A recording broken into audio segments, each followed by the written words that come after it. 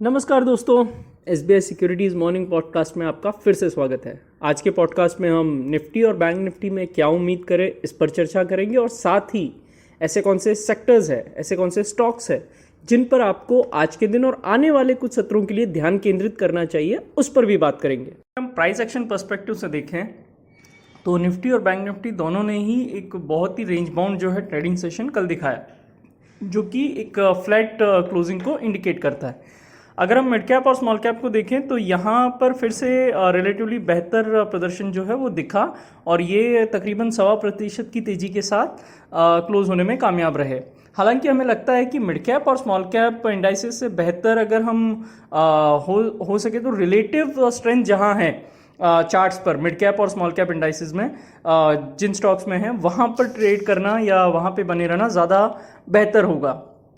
अगर हम sectoral indices की बात करते हैं तो रियल्टी, मेटल, पीएससी इंडेक्स जो है वो टॉप गेनर्स बनकर उभरे। वहीं आईटी और फार्मा दिन के लिए एक हद तक रिलेटिवली अंडर परफॉर्मर्स बनकर उभरे। यह ध्यान रखना महत्वपूर्ण है कि निफ्टी आईटी इंडेक्स जो है वो 34,300 34,500 पर अपने इंपॉर्टेंट सपोर्ट जोन के करीब पहुंच रहा है। वहीं अगर हम डॉलर इंडेक्स को देखें और तो वो 105 के आसपास कारोबार कर रहा है और 10 वर्ष की जो बॉन्ड यील्ड है वो भी हायर लेवल्स पर बनकर ट्रेड कर रही है। और यूएसडी आईएनआर भी अगर आप देखेंगे तो 84 के हायर एलिवेटेड लेवल्स पर वो ट्रेड करने की ओर आगे बढ़ रहा है। निफ्टी के लिए अगर हम देखें लेवल्स की तो पिछले कुछ सत्रों में मिड कैप और स्मॉल कैप में फोकस होने के साथ हमने लार्ज कैप द्वारा अपेक्षाकृत अच्छे प्रदर्शन को जो है इंगित किया था। निफ्टी एक हद तक उसमें वो जो स्ट्रेंथ है वो नज़र आ भी रही है। हालांकि एक समग्र अपट्रेंड के साथ ही एक मामूली जो पुलबैक है वो आज नज़र आ सकता है और आगे बढ़ते हुए इंडाइसिस जो है 22,180 22,230 के लेवल्स पे सपोर्ट जो है हासिल कर सकते हैं। वहीं 22,450 22,500 का जो जोन है वो एक इमीडिएट रेजिस्टेंस के तौर पे उभरेगा।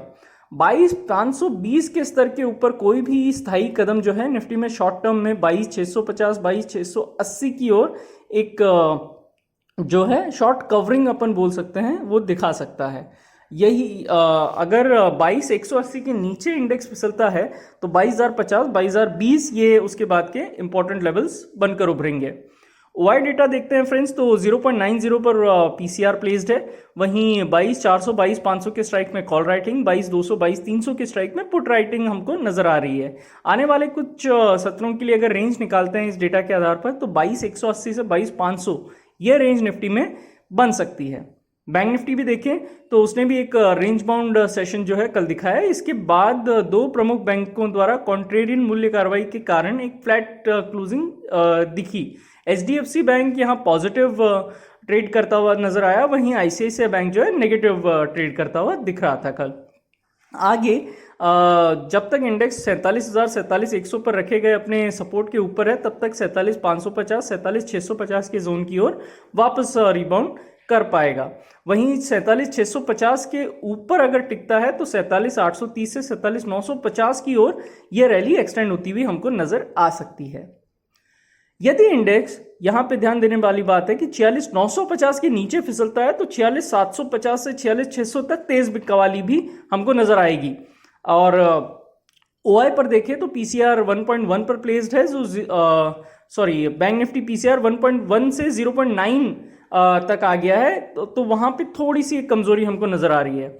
47,500 47,600 की कॉल स्ट्राइक, वहीं 47,300 और 47,000 की पुट स्ट्राइक में एक ओआई जो है वो बढ़ता हुआ नजर आया है, जो कि ओवरऑल हम रेंज देखें तो 47,000 से 47,650 की एक जो जोन है उसकी तरफ इशारा करता है। और आज बैंक निफ्टी की वीकली एक्सपायरी भी है क्योंकि आज वेडनेसडे है। सेक्टर्स और स्टॉक्स अगर हम फोकस करें तो कैपिटल गुड्स, ऑटो, रियल्टी मध्यम अवधि में किसी भी अन्य क्षेत्र की तुलना में ज्यादा मजबूत जो है नजर आ रहे हैं फ्रेंड्स, और हमने ये कंटिन्यू देखा भी है। और अगर हम स्टॉक स्पेसिफिक बात करें तो Grasim, Ambuja cement, HAL, Nalco, Siemens, Godrej properties, Cipla, Tata steel, Sun Pharma, एमएनएम, NCC, JSW steel, Tata communication, Carborundum, Universal, SJVN, ये जो स्टॉक्स है ये तकनीकी मापदंडों के साथ साथ ओवरऑल इनका जो फॉर्मेशन है वो बहुत ही ज़्यादा स्ट्रॉन्ग नज़र आ रहा है। तो इन स्टॉक्स को ज़रूर आपकी वॉच लिस्ट में होना चाहिए ताकि कोई भी अपॉर्चुनिटीज़ इनमें आती है तो आप मिस ना करें। FIDI डेटा को देखें हम तो FII 1622 करोड़ की धुन पर नए फाइनेंशियल ईयर में बेचने के मूड में रहे। वहीं DII ने 1952 करोड़ रुपए की कल खरीदारी की। एक तराजा श्रृंखला की स्थापना में इंडेक्स फ्यूचर्स के लिए FI का जो लॉन्ग शॉर्ट रेशियो है वो 46.4% पर प्लेस्ड है फ्रेंड्स। उन्होंने 6160 इंडेक्स फ्यूचर्स खरीदे हैं। तो फ्रेंड्स आशा करता हूं कि आपका आज का दिन बहुत बढ़िया रहेगा और आज के पॉडकास्ट में बस इतना ही। हमारे पॉडकास्ट को नियमित रूप से सुनने के लिए आपका बहुत बहुत धन्यवाद। Investment in securities market are subject to market risks.